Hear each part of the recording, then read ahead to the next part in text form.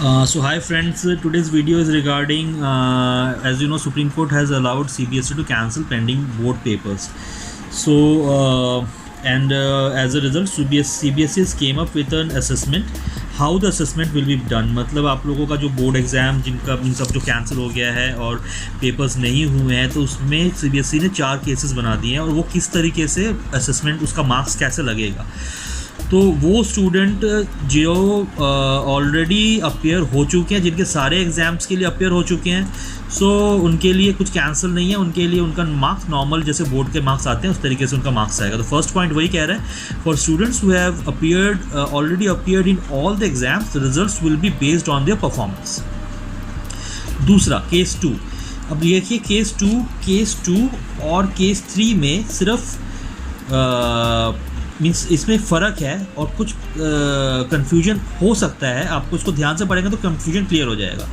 इसमें कह रहा है for students who have appeared for more than 3 subject, ये इंपॉर्टेंट है, फॉर मोर, और यहाँ पे for students who have completed 3 subject. तो ये केस 2 उन केसेस के लिए है जो 3 से ज़्यादा सब्जेक्ट के लिए अपियर हो चुके हैं, जिन्होंने 3 से ज़्यादा एग्जाम्स दे चुके हैं बोर्ड के ऑलरेडी। तो इन केस 2 के बच्चों के लिए जो उनका जो मार्क्स होगा वो इस तरीके से होगा कि रिजल्ट्स फॉर द कैंसर, तो सपोज़ कीजिए कि आपके टोटल पेपर 5 होने थे और आप 4 पेपर में अपियर हो चुके हैं, तो आपका बेस्ट ऑफ 3 लिया जाएगा। मतलब आपके 4 में जो भी टोटल मार्क्स आएगा उसमें से किसी में 70, किसी में सपोज़ कीजिए किसी में 90 आया, किसी में 80 आया, किसी में 70 आया, किसी में 60 आया, तो बेस्ट ऑफ 3 कौन सा हो गया? 90, 70 और 80, 90, 80 एंड 70। तो ये इन तीनों का ऐड करके और डिवाइड बाई 3 करके जो एवरेज आएगा, वो एवरेज आपका जो बाकी का जो पाँचवा वाला एग्जाम रहता था उसको लगा दिया जाएगा। ठीक है, ये क्लियर हुआ? तो ये केस 2 था। केस 3 जो कह रहा है, इसमें कह रहा है कि those who have completed 3 subject, ये उनके लिए है जिन्होंने सिर्फ 3, टोटल 5 सब्जेक्ट होने थे और सिर्फ 3 सब्जेक्ट ही उनके हो पाए। एग्जाम्पल दे रहा हूँ, तो सिर्फ 3 सब्जेक्ट में ही वो अपियर हो पाए, 3 सब्जेक्ट ही क्लियर हो पाया, मीन्स 3 सब्जेक्ट के टेस्ट ही उन्होंने दिया है, उस केस में बेस्ट ऑफ 2 हो जाएगा। दैट इज कि results for the cancelled subject, तो दैट मीन्स अगर टोटल 5 टेस्ट होने थे और सिर्फ 3 ही कंडक्ट हुए हैं, 3 ही टेस्ट करवाए गए हैं, तो फिर 2 कैंसिल हो गए हैं, तो वो जो 2 के मार्क्स लगेंगे वो बाकी के जो 3 आपके हो गए थे उनका बेस्ट ऑफ 2 लिया जाएगा। दैट मीन्स कि अगर 90, 80 एंड 70 मार्क्स आया 3 सब्जेक्ट्स में, तो 90 और 80 को प्लस किया जाएगा, उसको डिवाइड बाई 2 कर दिया जाएगा, जो भी मार्क्स आएगा वो आपका बाकी के दोनों सब्जेक्ट में लग जाएगा। सो ये है जो यहाँ पे लिखा हुआ है कि results for the cancel subject will be based on the average of 2 best performing subject, इससे ये मतलब है। और चौथा केस उन केसेस के लिए कि for those who have completed up to 2 subjects, मतलब उन्होंने अप टू 2 बोला हुआ है, तो या तो 1 सब्जेक्ट ही दे पाए हैं या फिर मैक्सिमम से मैक्सिमम सिर्फ 2 ही पेपर उनका हो पाया है और किसी कारणवश उनका वो नहीं, जैसे आपको पता है दिल्ली के केस में हुआ था, CA की वजह से कई सारे पेपर्स कैंसिल कर देने पड़े थे गवर्नमेंट को बच्चों की सुरक्षा को देखते हुए।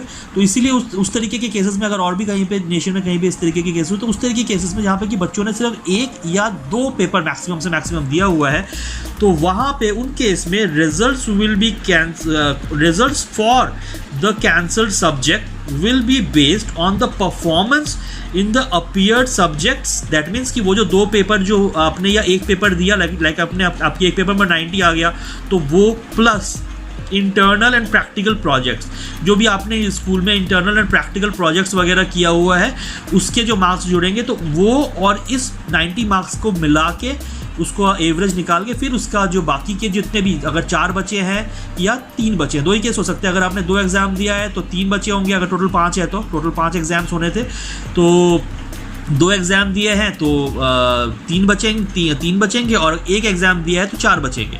तो इन एनी केस जो भी है 4 या 3 जो भी बचेगा उसका एवरेज निकलेगा। किसका एवरेज निकलेगा? एवरेज निकलेगा जो जिस भी एग्ज़ाम में आप अपियर हुए, तो performance is the appeared subjects. और याद रखिए अपियर्ड सब्जेक्ट्स, या मतलब यहाँ पे अगर आपने 2 दिया है, यहाँ पे बेस्ट ऑफ कुछ भी नहीं है, यहाँ पे अगर आपने 2 दिया है तो दोनों का मार्क्स ऐड होगा, दोनों का मार्क्स ऐड होगा, प्लस इंटरनल और प्रैक्टिकल के मार्क्स ऐड होंगे और उसके बेसिस पे ये मार्क्स चढ़ेगा। और अगर आपने सिर्फ एक एग्जाम दिया तो उस एक एग्जाम प्लस इंटरनल प्रैक्टिकल्स के मार्क्स ऐड होकर फिर ये चलेगा। इस केस में एवरेज बात भी नहीं लिखी हुई है, सो हमको एवरेज को भी नहीं पकड़ना चाहिए इस पार्ट 4 में। सो पार्ट 3 में एंड पार्ट 2 में उन्होंने एवरेज ऑफ बोला है। इस पर्टिकुलर केस में एवरेज ऑफ 2 है, जिसमें सिर्फ आप 3 ही एग्जाम दे पाए थे, तो उसमें एवरेज ऑफ 2 किया, बेस्ट परफॉर्मिंग सब्जेक्ट। और इसमें आप 3 से ज़्यादा दे पाए थे, लाइक 4 या 5 दे पाए थे, 5 तो हो गया तो आपका टोटल ही हो गया, तो आप 3 से ज़्यादा दे पाए थे, तो उस केस में एवरेज ऑफ 3 तभी ये एप्लीकेबल होगा। अगर आपका कोई भी एक पेपर कैंसिल हुआ है तब ये एप्लीकेबल होगा, और अगर आपने सारे के सारे दे दिए तो फिर आपका कुछ भी कैंसिल नहीं होगा। ये सिंपली आपका जो ये वाला केस है जिसमें कि आपका नॉर्मल बोर्ड का जैसे रिजल्ट आता है वो रिजल्ट आएगा।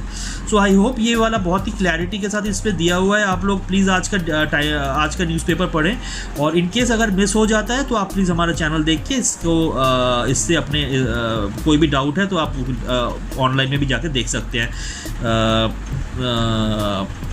जो भी ये जो CBSE का जो marks cancel pending board paper का जो भी केस है। So I hope this was clear and this helps. This video was basically for those people who were having confusion initially। Part 2 and part 3 में मुझको भी जैसा confusion हुआ, लेकिन इसको ढंग से पढ़ने पे क्लियर हो जाता है कि हाँ चलिए ठीक है, क्या बोलना क्या चाह रहा है वो। So I hope it is very much clear and thanks for watching, bye bye.